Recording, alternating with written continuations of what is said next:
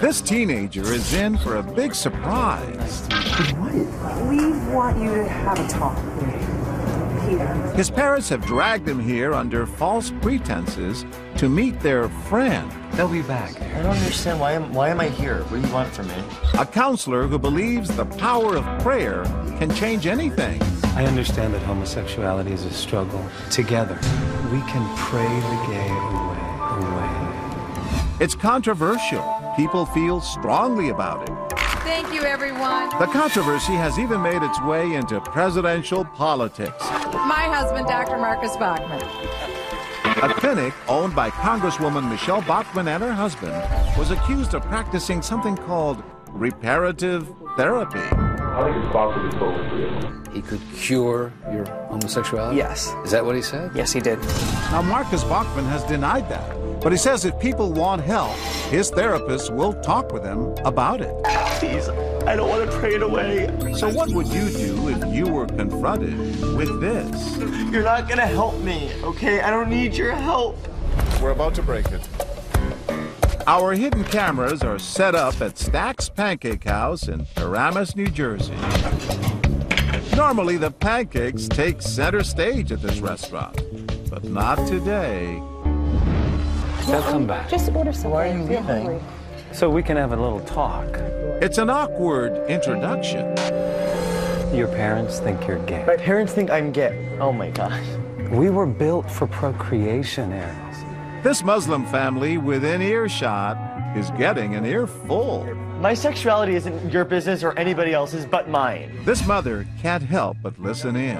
It's as simple as making a choice. You've chosen to be gay. You can choose not to be. You want me to pray away being gay? Almost 20 minutes go by and we begin to wonder, will anybody say anything? We tell our teen to excuse himself. You don't have to be here when I get back. I'll be right here. It's hard.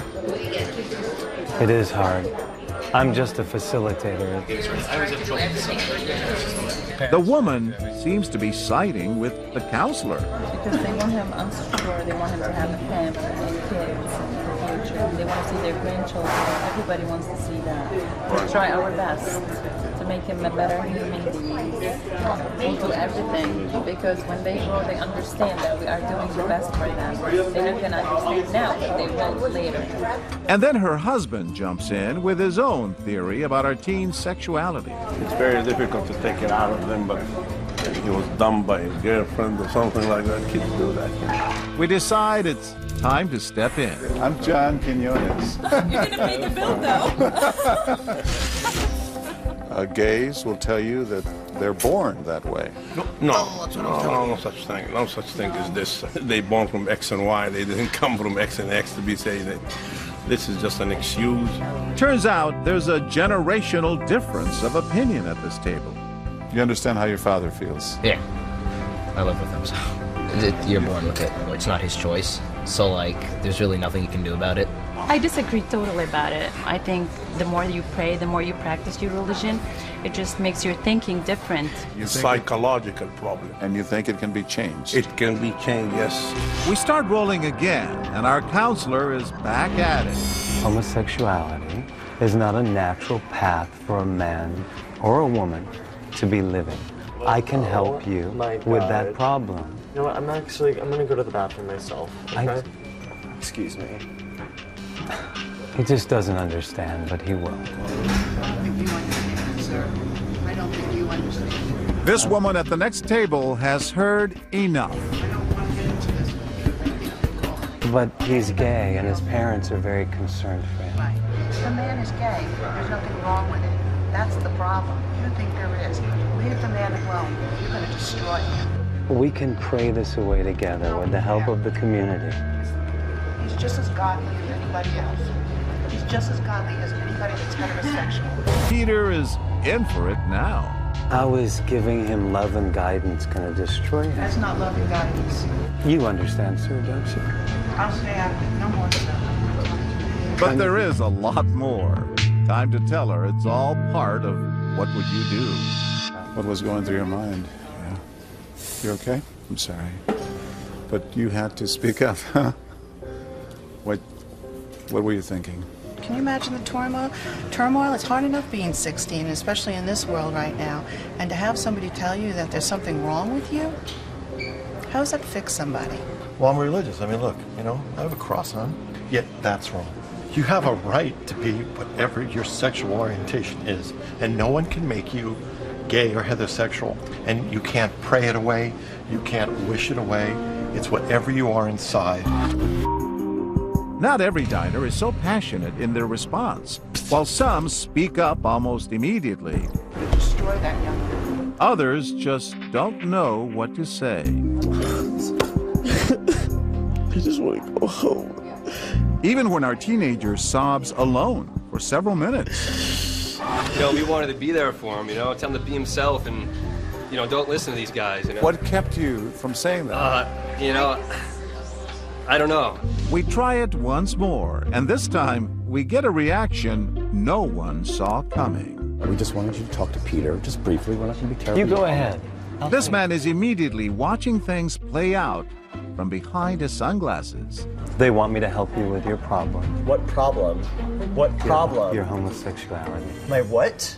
The man can't turn away. I think it's obvious that you struggle with homosexuality. How is it obvious that I struggle with homosexuality? I think your parents are bright people and they... And now the man is really getting worked up. What? Kid, if you want to come sit with us and get away from this bathroom, come over. I don't even know who he is. My name is Bill. It's nice to meet you. Hi. My parents just dropped me off here. Literally, I thought I was having breakfast with I think your them. parents are the ones that are confused. I don't think anyone's confused. I think it's two loving parents who just want to help their son who's troubled. You've got that amazingly calm computer that says serial killer, right? He's heard enough. He's scared, and you are having a hand in doing that. Homosexuality is an alienating disease. Disease. Their pancakes may be cold, but the man is on fire. I want you to take a look across the table. This child. Look at him. Scared, terrified, alienated. Really? This is the best way you can do it? This is what homosexuality does to a person. Really? No, this is what some creepy dude in a sweater vest husband did. Telling him that he's wrong and broken. He's now at the edge of his patience. You don't think we can fix it? No, I'm saying he's not broken! I'm John Quinones with ABC News. Oh. Come here. We're trying to shout You are absolutely fantastic, and you almost died. I mean, you spoke up right away. What was going on there was just fundamentally wrong. There's nothing wrong with being gay, and if somebody's telling you you're wrong, they're out of their minds. What is your message to young men and women who are gay and who are being told it's wrong? Your parents might be confused. You aren't. And the world's coming around to that. On this day, that seemed to be the consensus. Only one couple sided with our counselor. They born from X and Y. They didn't come from X and X. The rest told us no amount of prayer can change a person's sexuality.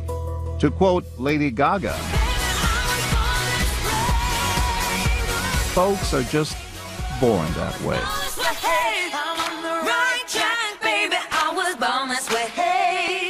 I could not be prouder of the work that we've done on behalf of the LGBT community. It's no secret that progress has been incredibly difficult. It's about our capacity to love and commit to one another.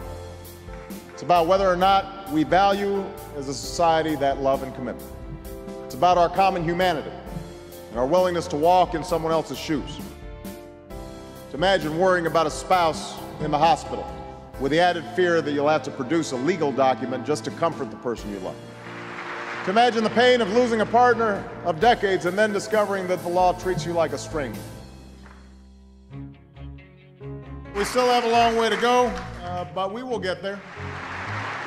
My expectation is that when you look back on these years, you will see a time in which we put a stop to discrimination against gays and lesbians. You will see a time in which we as a nation finally recognize relationships between two men or two women as just as real and admirable as relationships between a man and a woman. You will see a nation that's valuing and cherishing these families as we build a more perfect union. Where no matter what you look like or where you come from or who you love, you can dream big dreams. love being home in this place where Ann and I were raised, where both of us were born. Ann was born at Henry Ford Hospital. I was born at Harper Hospital. No one's ever asked to see my birth certificate. They know that this is the place that we were born and raised. All I want to do is see this guy's birth certificate. Not an American citizen. He is not a loyal American. He is anti-American. I don't think he was born in America. Is a citizen at all? Yes. He's probably an illegal alien. Do you think the president is an American citizen? No, absolutely not. Where do you think he was born? Kenya, of course. It's a very strange and, in some respects, foreign to the American experience type of philosophy. Of course, he's a Kenya boy. You never liked the president, did you? Never, and never will. One thing, his name's Obama. He is an avowed Muslim. Tied with Arabs and all that, and he's black. We think the Muslims are moving in and taking over. This is America. Our president should be American, not Muslim. I think he's a Muslim. I think he's a Muslim. The president's job is not to go around the world shaking hands with the terrorists. And his willingness to bow down to Islam, bow down to the Saudi king, using the Justice Department and our military to help form a global caliphate. I think he's a one-man terrorist cell. He's a terrorist? He's got the bloodline. Can't trust him. How do we know? I just don't think the president, by his comments, suggests an understanding of what it is that makes America such a unique nation. They're taking our liberties away. It's tyranny. It's a Gestapo-type tactic. Because of what this monster has done to this country. He should be tried for treason. Obama, a cult, is trying to destroy us. He should be brought to trial, and he should be put in jail. That's the right course for this country.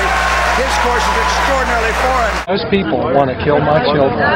I'm so scared being in the United States today. It's the professors, 30,000, 40,000 of them. They're like termites that have worked into the woodwork of our academic society. That's the problem. You got a bunch of professors in these dang colleges that are teaching the children lies. Going after our kids and try to indoctrinate them. Everybody in my school is brainwashed, even my teacher. We're spending too much money on education. He's appointing communists to different positions in socialism. Medicare and Social Security and Medicaid, do you think that's got to be on the table for No, sir. All that's unconstitutional and all that's socialistic. All the czars that he picked are all either communists or socialists. The only good communist is a dead communist. Got it? I say death to the commies. You get it? Death to the commies. Are you a commie? Are you a commie? No. Then stay alive. Else you'll be dead. Now get out of here. Get out of here before I wrap you up with this flag and throw you into the river. Our president doesn't have the same feelings about American exceptionalism that we do. What we want is to get back to the way our country was 100 years ago. Everything needs to be privatized. We're not going to be pushed over. We lost the war. That's true. But we're not going to be pushed around. We're not going to back down from what we believe. I don't think he understands America. Build a great, big, large fence, 150 or 100 mile long. Put all the lesbians in there. Fly over and drop some food. Do the same thing with the queers and the homosexuals. And have that fence electrified till they can't get out. Feed them, and you know what? In a few years, they'll die out. Who you going to vote for? I ain't going to vote for a baby killer and a homosexual lover. I hope there's enough Christians in the world to save us. They're talking about bringing prayer back into schools. There's gays and there's working people.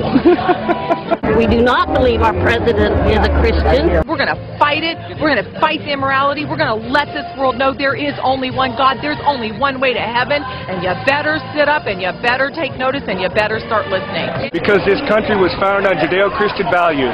It's God's country. The Bible says God created the nations of the world and he created the peoples of the world. And he put the peoples of the world into their proper nations. God blessed America.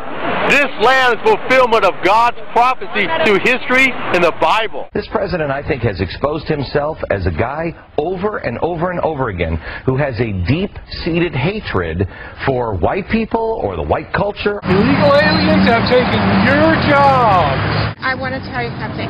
A lot of you don't even belong here in the first place. 10 or 12 to the house. Yeah. They're just nasty people. We want them to take their sorry selves back to Mexico and stay out of our country. How long will we have to pay for slavery? How long we have to keep bailing them up before they find a job and take care of their family? The people on welfare trying to suck out the economy of this country, get a free house, a free car, free gasoline. They want it all because they think they deserve it. Well, in this country, you got to get a job. No, it's not because he's black, because he's a half-breed. He's black too, but he's a half-breed. He's too black to be president. I don't feel like putting a black man in there. I ain't prejudiced or nothing. You better watch. He's on the nigger side too. You better admit it. The movement is just growing bigger and bigger, and I'm sure glad I'm not a nigger. How do you feel about black folks? I don't need them. The Mexicans, we don't need them either. They're like a plague all over the United States and multiplying like rats. The Jews ought to be annihilated. Hitler tried to do that, but the United States stopped him, which was crazy. He had it going on. Then Jesus would have come back from the dead and made the Jews pay for what they did. They're the enemy. Who's the enemy? Obama! We need to defeat these bastards. We need to wipe them out. We need to ride into that battlefield and chop their heads off. If Barack Obama becomes the president in November again, I will either be dead or in jail by this time next year. Come here and tell him about cutting his head off and such. He didn't. Cutting his head off? Yeah. As a suggestion that somebody knock off Obama. Well, both, we could. Well, you know, talk about how you really feel. Faces life in prison, charged with attempting to assassinate President Barack Obama. There's a lot of good things that the media won't tell you about unless you're watching Fox News. Most of my news, Fox News. I watch Fox News and I read several sites on the internet. Most of your news. Fox. Fox News. I believe I can trust them. Where do you get most of your news? You can't get it in the media because they're part of the problem. So where do you get it? From my neighbor. He gets it off the computer. I don't want a revolution. I don't want a civil war. I would hate for that to happen. But it is a possibility. It's there as an option, as a last resort, should our government turn on its own people.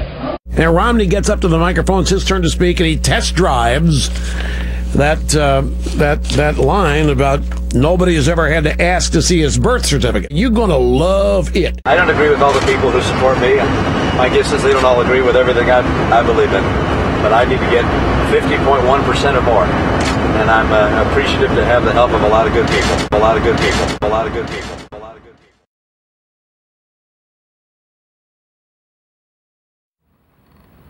We live in a world where hate seems to rule the day, and there's so much strife and contentiousness and conflict. In an age where bullying is so prevalent, where people are told that they're less than because of who they love or how they believe, it is vital that we have a ministry that can reach beyond Dallas and Fort Worth. I think our church has an important message, and it needs to be heard. Through our media ministry, this church has historically been a national church. One of the early visions of this church was to be the national church for the LGBTQ community and our allies and people of progressive faith. This is the work of God, and it's not to be kept, it's to be shared, and so share it liberally. We have statistics that show us that the #1 part of our website that's visited are the worship services. You know, it can be cliche to talk about the fact that we are hope in the world, but we have evidence of that. We have people that tell us that we are the hope that they needed in some of the darkest times of their lives. I really do believe that the message that we have to share, that you are loved beyond your wildest imagination by the God who created you, exactly as you are. I really do believe that message can change the world. And I really do believe somewhere, sometime, someone will hear that message and the world will be a better place because of it. I'm living proof that we need a media ministry. I was in a place of desperation, and I knew that when I discovered the word of hope found through our media ministry, I knew that it was going to be okay. I Googled gay Christian and immediately found Cathedral of Hope's website. And after looking at the website and viewing several of the services online, I decided to fly here to Dallas to attend a service. What touched me is that I could feel God's presence here just as much as any church that I grew up in. I then returned to Minnesota and watched the weekly services online, which helped me through my coming out and my reconciling of my faith.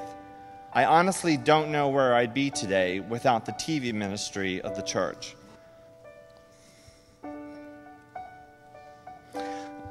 I am standing here because of you. Your giving changed my life. So we have this dream to raise this money to upgrade our media equipment so we can maintain the message of hope and share that with people all over the world. We've tried to help people understand that the media ministry is in risk of going dark. It is true that the equipment and wiring that we are using has been in this church since the congregation moved into this building in the early 90s. And I think our media people would tell you that they know and have invested in duct tape because of how we have had to piece things together. Our situation has improved immensely because of an anonymous gift that has been given to our church that allows us to pay for hundreds of thousands of dollars in equipment that we wouldn't otherwise be able to afford. We are still needing help and still needing to raise probably another $150,000 to complete the project. You know, we're a large membership church, and a lot of people think we have a lot of money sitting around, but the truth is that this church has always spent the money it's been given to make a difference in people's lives. So we don't have these huge endowments and deep pockets to just fund the upgrade of this equipment.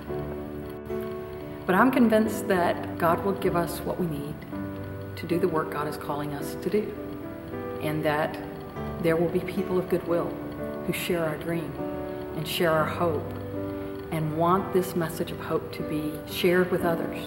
We're a church that has in our vision statement to reclaim Christianity. This is no small task. And without a media ministry, without the outreach that we're able to do, none of that would be possible. It's a tall order, but if any church can do it, it's ours.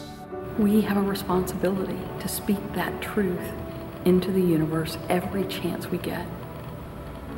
I know that's a big dream, but it's a worthy dream to save the lives and souls of those who are struggling.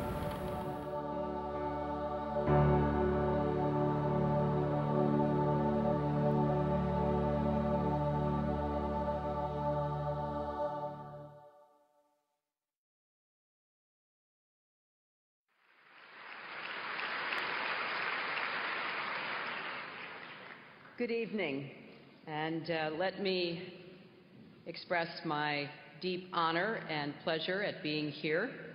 I want to thank Director General Tokayev and Ms. Wyden, along with other ministers, ambassadors, excellencies, and UN partners. This weekend, we will celebrate Human Rights Day, the anniversary of one of the great accomplishments of the last century. Beginning in 1947, delegates from 6 continents devoted themselves to drafting a declaration that would enshrine the fundamental rights and freedoms of people everywhere. In the aftermath of World War II, many nations pressed for a statement of this kind to help ensure that we would prevent future atrocities and protect the inherent humanity and dignity of all people. And so the delegates went to work. They discussed, they wrote, they revisited, revised, rewrote for thousands of hours. And they incorporated suggestions and revisions from governments, organizations, and individuals around the world. At 3 o'clock in the morning on December 10th, 1948, after nearly 2 years of drafting and one last long night of debate, the President of the UN General Assembly called for a vote on the final text. 48 nations voted in favor, 8 abstained, none dissented, and the Universal Declaration of Human Rights was adopted. It proclaims a simple, powerful idea. All human beings are born free and equal in dignity and rights. And with the Declaration, it was made clear that rights are not conferred by government. They are the birthright of all people. It does not matter what country we live in, who our leaders are, or even who we are. Because we are human, we therefore have rights. And because we have rights, governments are bound to protect them. In the 63 years since the Declaration was adopted, many nations have made great progress in making human rights a human reality. Step by step, barriers that once prevented people from enjoying the full measure of liberty, the full experience of dignity, and the full benefits of humanity have fallen away. In many places, racist laws have been repealed. Legal and social practices that relegated women to second-class status have been abolished. The ability of religious minorities to practice their faith freely has been secured. In most cases, this progress was not easily won. People fought and organized and campaigned in public squares and private spaces to change not only laws but hearts and minds. And thanks to that work of generations, for millions of individuals whose lives were once narrowed by injustice, they are now able to live more freely and participate more fully in the political, economic, and social lives of their communities. Now, there is still, as you all know, much more to be done to secure that commitment, that reality and progress for all people. Today, I want to talk about the work we have left to do to protect one group of people whose human rights are still denied in too many parts of the world today. In many ways, they are an invisible minority. They are arrested, beaten, terrorized, even executed. Many are treated with contempt and violence by their fellow citizens, while authorities empowered to protect them look the other way, or too often even join in the abuse. They are denied opportunities to work and learn, driven from their homes and countries, and forced to suppress or deny who they are to protect themselves from harm. I am talking about gay, lesbian, bisexual, and transgender people, human beings born free and given, bestowed equality and dignity, who have a right to claim that, which is now one of the remaining human rights challenges of our time. I speak about this subject knowing that my own country's record on human rights for gay people is far from perfect. Until 2003, it was still a crime in parts of our country. Many LGBT Americans have endured violence and harassment in their own lives, and for some, including many young people, bullying and exclusion are daily experiences.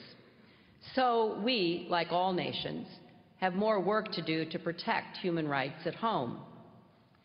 Now, raising this issue, I know, is sensitive for many people, and that the obstacles standing in the way of protecting the human rights of LGBT people rest on deeply held personal, political, cultural, and religious beliefs. So I come here before you with respect, understanding, and humility. Even though progress on this front is not easy, we cannot delay acting.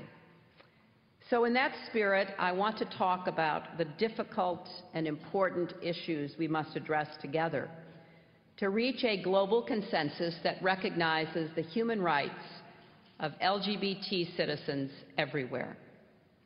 The first issue goes to the heart of the matter. Some have suggested that Gay rights and human rights are separate and distinct, but in fact, they are one and the same. Now, of course, 60 years ago, the governments that drafted and passed the Universal Declaration of Human Rights were not thinking about how it applied to the LGBT community. They also weren't thinking about how it applied to indigenous people or children or people with disabilities or other marginalized groups. Yet in the past 60 years, we have come to recognize that members of these groups are entitled to the full measure of dignity and rights because, like all people, they share a common humanity. This recognition did not occur all at once. It evolved over time. And as it did, we understood that we were honoring rights that people always had, rather than creating new or special rights for them. Like being a woman, like being a racial, religious, tribal, or ethnic minority, being LGBT does not make you less human. And that is why gay rights are human rights and human rights are gay rights. It is a violation of human rights when people are beaten or killed because of their sexual orientation, or because they do not conform to cultural norms about how men and women should look or behave. It is a violation of human rights when governments declare it illegal to be gay, or allow those who harm gay people to go unpunished. It is a violation of human rights when lesbian or transgendered women are subjected to so-called corrective rape or forcibly subjected to hormone treatments, or when people are murdered after public calls for violence toward gays, or when they are forced to flee their nations and seek asylum in other lands to save their lives.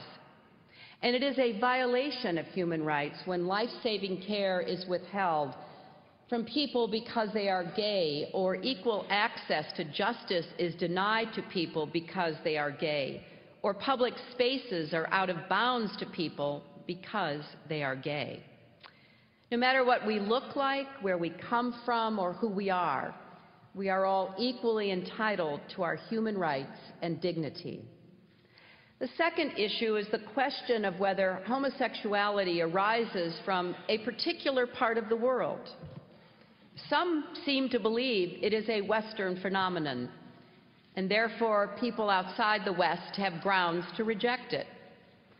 Well, in reality, gay people are born into and belong to every society in the world. They are all ages, all races, all faiths. They are doctors and teachers, farmers and bankers, soldiers and athletes. And whether we know it or whether we acknowledge it, they are our family, our friends, and our neighbors. Being gay is not a Western invention. It is a human reality. And protecting the human rights of all people, gay or straight, is not something that only Western governments do. South Africa's constitution, written in the aftermath of apartheid, protects the equality of all citizens, including gay people. In Colombia and Argentina, the rights of gays are also legally protected. In Nepal, the Supreme Court has ruled that equal rights apply to LGBT citizens. The government of Mongolia has committed to pursue new legislation that will tackle anti-gay discrimination. Now, some worry that protecting the human rights of the LGBT community is a luxury that only wealthy nations can afford.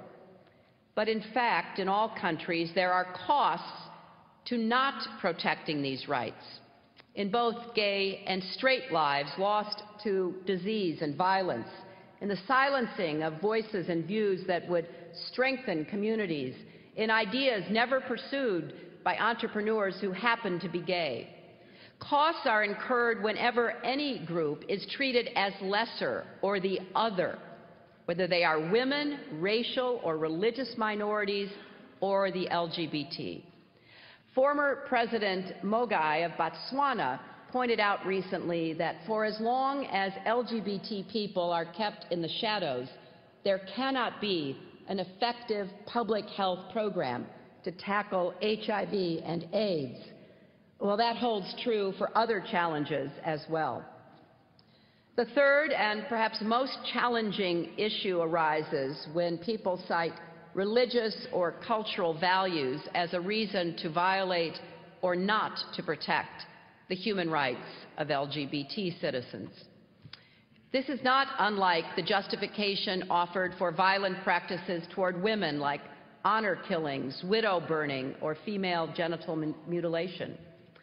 Some people still defend those practices as part of a cultural tradition, but violence toward women isn't cultural, it's criminal.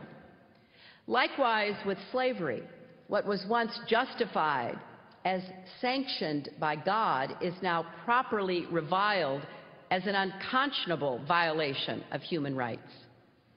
In each of these cases, we came to learn that no practice or tradition trumps the human rights that belong to all of us.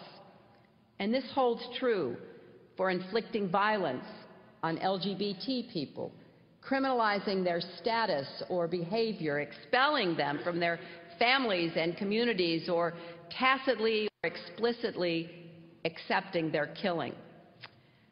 Of course, it bears noting that rarely are cultural and religious traditions and teachings actually in conflict with the protection of human rights. Indeed, our religion and our culture are sources of compassion and inspiration toward our fellow human beings. It was not only those who justified slavery who leaned on religion, it was also those who sought to abolish it. And let us keep in mind that our commitments to protect the freedom of religion and to defend the dignity of LGBT people emanate from a common source. For many of us, religious belief and practice is a vital source of meaning and identity and fundamental to who we are as people. And likewise, for most of us, the bonds of love and family that we forge are also vital sources of meaning and identity. And caring for others is an expression of what it means to be fully human. It is because the human experience is universal that human rights are universal and cut across all religions and cultures. The fourth issue is what history teaches us about how we make progress toward rights for all. Progress starts with honest discussion. Now, there are some who say and believe that all gay people are pedophiles, that homosexuality is a disease that can be caught or cured, or that gays recruit others to become gay. Well, these notions are simply not true. They are also unlikely to disappear if those who promote or accept them are dismissed out of hand rather than invited to share their fears and concerns. No one has ever abandoned a belief because he was forced to do so. Universal human rights include freedom of expression and freedom of belief, even if our words or beliefs denigrate the humanity of others. Yet while we are each free to believe whatever we choose, we cannot do whatever we choose, not in a world where we protect the human rights of all. Reaching understanding of these issues takes more than speech. It does take a conversation. In fact, it takes a constellation of conversations in places big and small, and it takes a willingness to see stark differences in belief as a reason to begin the conversation, not to avoid it. But progress comes from changes in laws. In many places, including my own country, legal protections have preceded, not followed, broader recognition of rights. Laws have a teaching effect. Laws that discriminate validate other kinds of discrimination. Laws that require equal protections reinforce the moral imperative of equality. And practically speaking, it is often the case that laws must change before fears about change dissipate. Many in my country thought that President Truman was making a grave error when he ordered the racial desegregation of our military. They argued that it would undermine unit cohesion.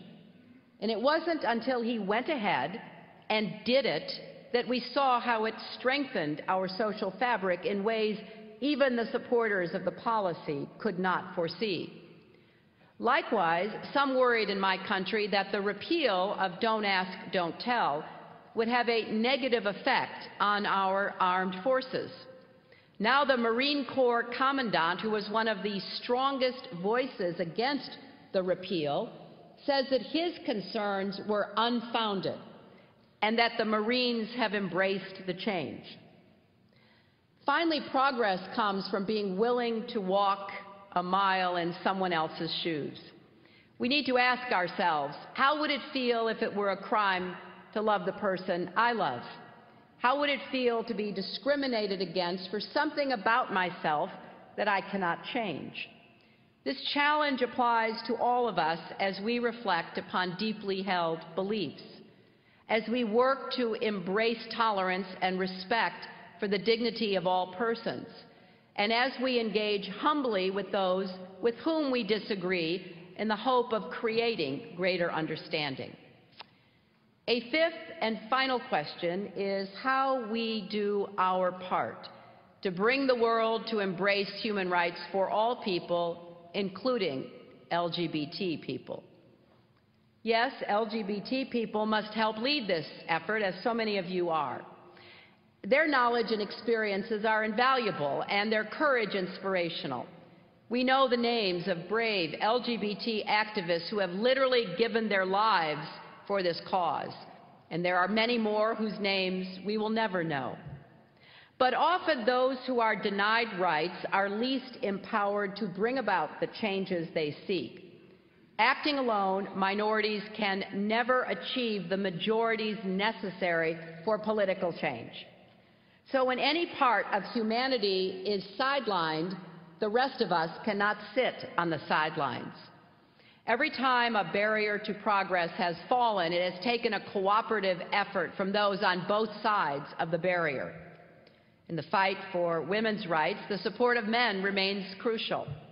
The fight for racial equality has relied on contributions from people of all races.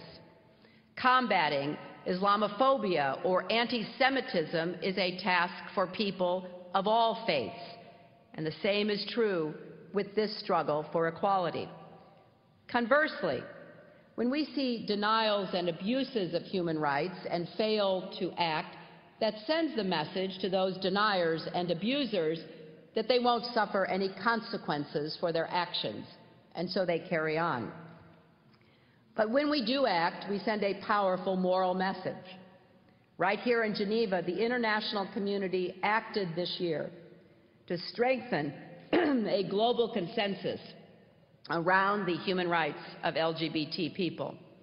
At the Human Rights Council in March, 85 countries from all regions supported a statement calling for an end to criminalization and violence against people because of their sexual orientation and gender identity.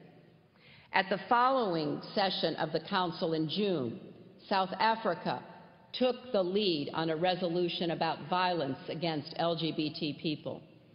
The delegation from South Africa spoke eloquently about their own experience and struggle for human equality and its indivisibility.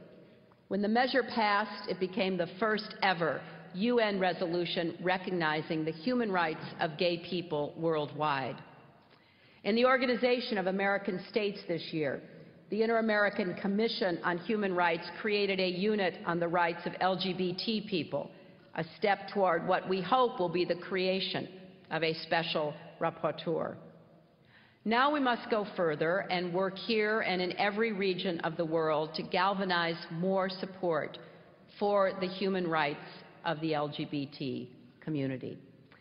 To the leaders of those countries where people are jailed, beaten, or executed for being gay, I ask you to consider this. Leadership, by definition, means being out in front of your people when it is called for.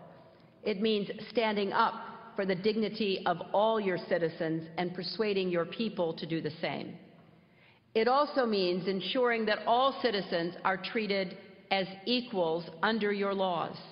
Because let me be clear, I am not saying that gay people can't or don't commit crimes. They can and they do, just like straight people. And when they do, they should be held accountable. But it should never be a crime to be gay. And to people of all nations, I say supporting human rights is your responsibility too. The lives of gay people are shaped not only by laws, but by the treatment they receive every day from their families, from their neighbors. Eleanor Roosevelt, who did so much to advance human rights worldwide, said that these rights begin in the small places close to home, the streets where people live, the schools they attend, the factories, farms, and offices where they work. These places are your domain. The actions you take, the ideals you advocate, can determine whether human rights flourish where you are. And finally, to LGBT men and women worldwide, let me say this. Wherever you live and whatever the circumstances of your life, whether you are connected to a network of support or feel isolated and vulnerable, please know that you are not alone. People around the globe are working hard to support you and to bring an end to the injustices and dangers you face. That is certainly true for my country, and you have an ally in the United States of America, and you have millions of friends among the American people. The Obama administration defends the human rights of LGBT people as part of our comprehensive human rights policy and as a priority of our foreign policy. In our embassies, our diplomats are raising concerns about specific cases and laws and working with a range of partners to strengthen human rights protections for all. In Washington, we have created a task force at the State Department to support and coordinate this work, and in the coming months we will provide every embassy with a toolkit to help improve their efforts. And we have created a program that offers emergency support to defenders of human rights for LGBT people. This morning, back in Washington, President Obama put into place the first U.S. government strategy dedicated to combating human rights abuses against LGBT persons abroad. Building on efforts already underway at the State Department and across the government, the President has directed all U.S. government agencies engaged overseas to combat the criminalization of LGBT status and conduct, to enhance efforts to protect vulnerable LGBT refugees and asylum seekers, to ensure that our foreign assistance promotes the protection of LGBT rights, to enlist international organizations in the fight against discrimination, and to respond swiftly to abuses against LGBT persons. I'm also pleased to announce that we are launching a new Global Equality Fund that will support the work of civil society organizations working on these issues around the world. This fund will help them record facts so they can target their advocacy, learn how to use the law as a tool, manage their budgets, train their staffs, and forge partnerships with women's organizations and other human rights groups. We have committed more than $3 million to start this fund, and we have hope that others will join us in supporting it. The women and men who advocate for human rights for the LGBT community in hostile places, some of whom are here today with us, are brave and dedicated and deserve all the help we can give them. We know the road ahead will not be easy. A great deal of work lies before us. But many of us have seen firsthand how quickly change can come. In our lifetimes, attitudes toward gay people in many places have been transformed. Many people, including myself, have experienced a deepening of our own convictions on this topic over the years, as we have devoted more thought to it, engaged in dialogues and debates, and established personal and professional relationships with people who are gay. This evolution is evident in many places. To highlight one example, the Delhi High Court decriminalized homosexuality in India 2 years ago, writing, and I quote, "If there is one tenet that can be said to be an underlying theme of the Indian Constitution, it is inclusiveness." There is little doubt in my mind that support for LGBT human rights will continue to climb. Because for many young people, this is simple. All people deserve to be treated with dignity and have their human rights respected, no matter who they are or whom they love. There is a phrase that people in the United States invoke when urging others to support human rights: be on the right side of history. The story of the United States is the story of a nation that has repeatedly grappled with intolerance and inequality. We fought a brutal civil war over slavery. People from coast to coast joined in campaigns to recognize the rights of women, indigenous peoples, racial minorities, children, people with disabilities, immigrants, workers, and on and on. And the march toward equality and justice has continued. Those who advocate for expanding the circle of human rights were and are on the right side of history, and history honors them. Those who tried to constrict human rights were wrong, and history reflects that as well. I know that the thoughts I've shared today involve questions on which opinions are still evolving. As it has happened so many times before, opinion will converge once again with the truth, the immutable truth, that all persons are created free and equal in dignity and rights. We are called once more to make real the words of the Universal Declaration. Let us answer that call.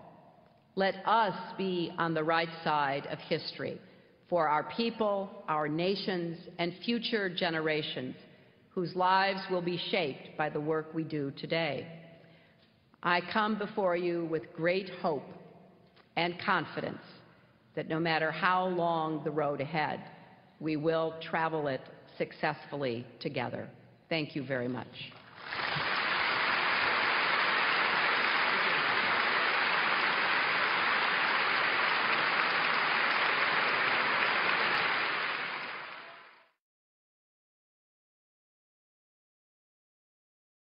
Madam Secretary.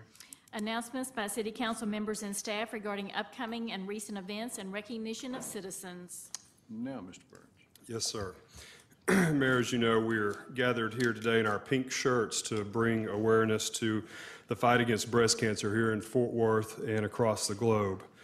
But tonight I ask my colleagues' indulgence in allowing me to use my announcement time to talk briefly about another issue that pulls at my heart. Ron, would you go ahead and run the parents of Asher Brown, who you can see above, complained to school officials in the Cypress Fairbanks ISD outside of Houston that their son was being bullied and harassed in school. The bullies called him faggot and queer. They shoved him, they punched him, and in spite of his parents' calls to counselors and principals, the harassment, intimidation, and threats continued. For years, it continued. A couple of weeks ago, after being bullied at school, Asher went home, found his father's gun, and shot himself in the head. His father found Asher dead when he came home from work. Asher was 13 years old. I'd like for you to look at his face. Unlike Asher, Indiana teen Billy Lucas, who never self-identified as gay, but was perceived to be by bullies who harassed him daily at the Greenberg Community High School. 3 weeks ago, he hung himself in his grandparents' barn. He was 15 years old. Minnesota 15-year-old Justin Auberg came out to friends at age 13, after which the harassment and bullying began. It grew as he moved from middle school to high school. When he found the harassment more than he could bear, he hung himself in his room and was found by his mother. Classmates started teasing and name-calling Seth Walsh in the 4th grade. It continued through his middle school years, where other students told him the world didn't need another queer and that he should, quote, go hang himself. On September 18th, after being threatened by a group of older teens, he went home, threw a noose around a tree branch, and he did just that. He hung himself in his backyard. His mother saw him, pulled him down. Seth survived on life support for 9 days before dying a couple of weeks ago. He was 13 years old.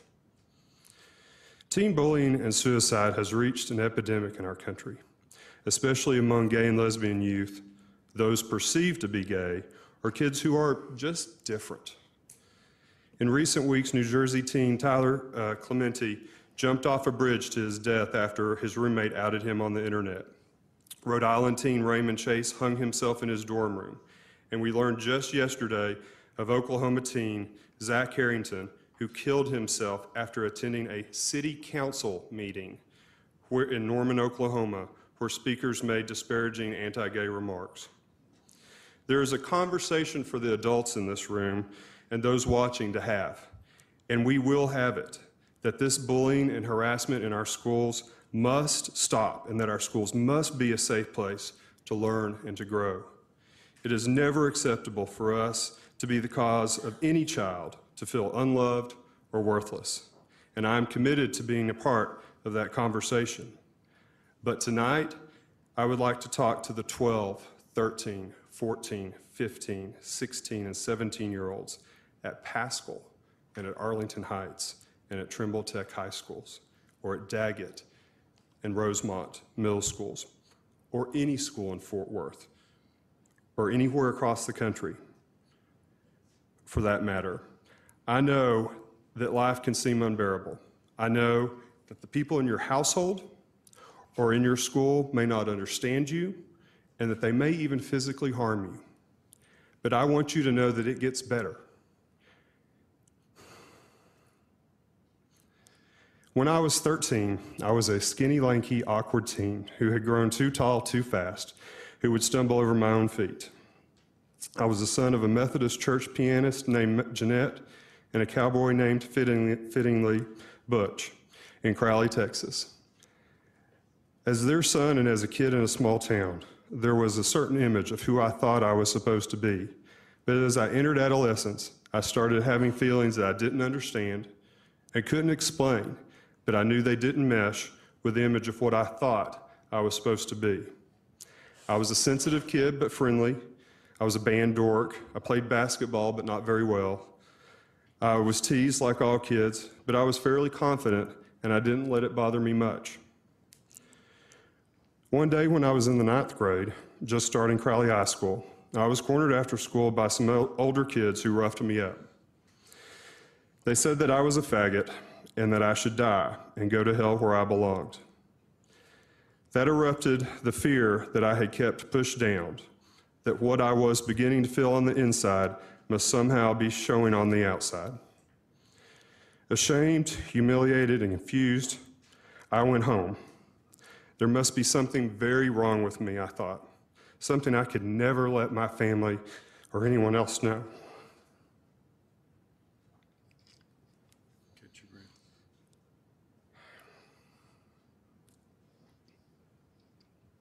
I think I'm going to have too hard a time with the next couple of sentences that I wrote, and also I don't want my mother and father to bear the pain of having hear me say them.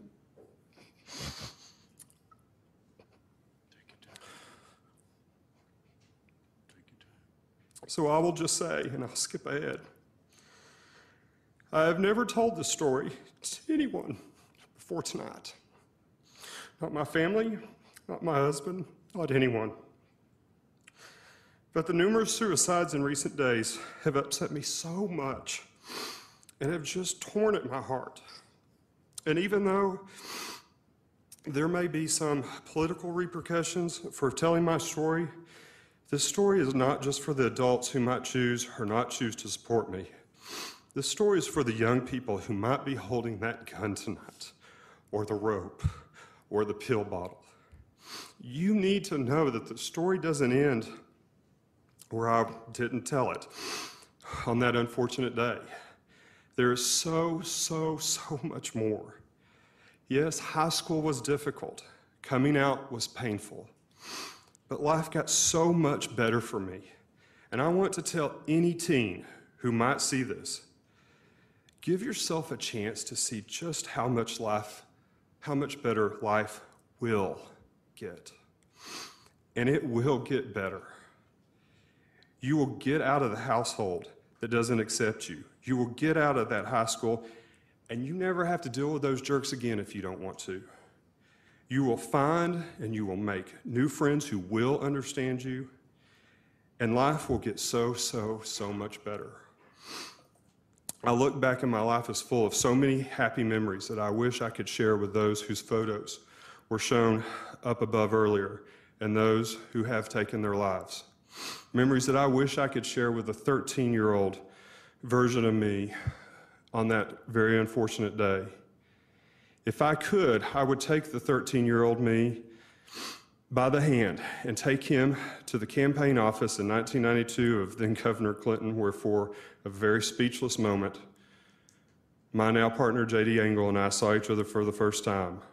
I would take that 13-year-old me to the first day of spring in 1999 on a West Texas ranch hilltop, surrounded by a dozen head of black Angus cattle who thought we were there to feed. And as the sun set, turning the sky pink and purple and orange in a way that only a West Texas sunset can, I jabbed my hands into my jeans pocket and pulled out 2 rings that I'd literally spent my last dollar on, and slipped one onto JD's hand and asked him to spend the rest of his life with me.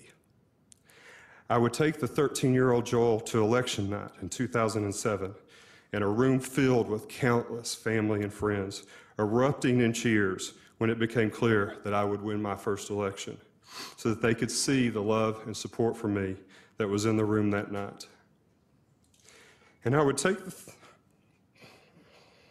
13-year-old me to just a few days ago at Baylor Hospital to see our dad.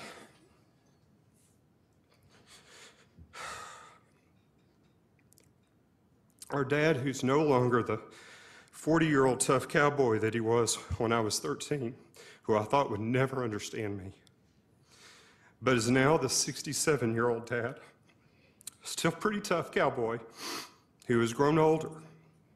And the 13-year-old me would see me today holding my dad's weathered hand and see my dad as he woke up from his operation, and him squeeze my hand and look up at me and say,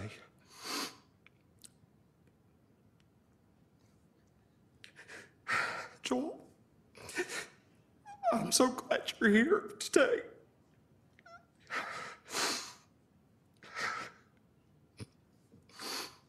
And me say back to my dad, "I am too, Daddy. I am too." To those who are feeling very alone tonight, please know that I understand how you feel, but things will get easier.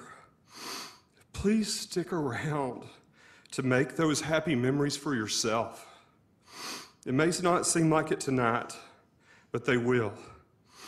And the attitudes of society will change. Please live long enough to be there to see it. And to the adults, the bullying and the harassment has to stop.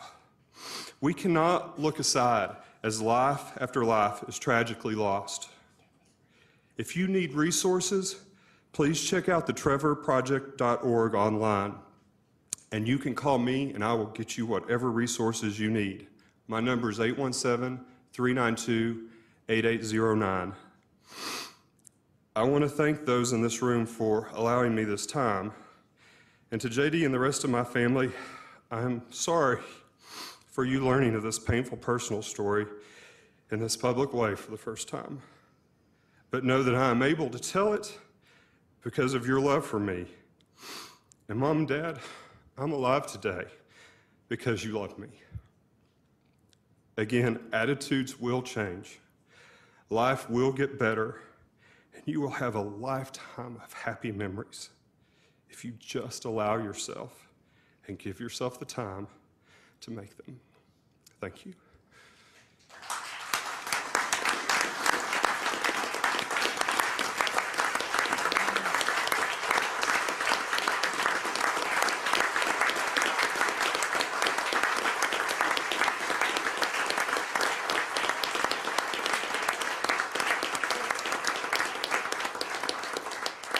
Ladies and gentlemen, we're going to take a 10-minute recess and we'll get back to the agenda.